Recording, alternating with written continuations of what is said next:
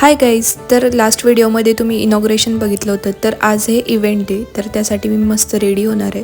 So आज मी म्हणजे आमची थीम आहे की सगळे पार्टीवेअर साडी नेसणार आहे. सो मी अशीच साडी नेसली होती. कशी दिसते आहे प्लीज कमेंट करून सांगा.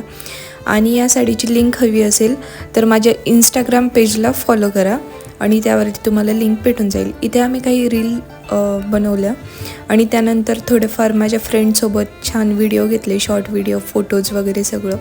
इथे मस्त असे गाणे होते छान इव्हेंटमध्ये, तर ते नेक्स्ट व्लॉगमध्ये तुम्हाला दाखवते. आमचे काही असे फोटोज आहेत ते बघा.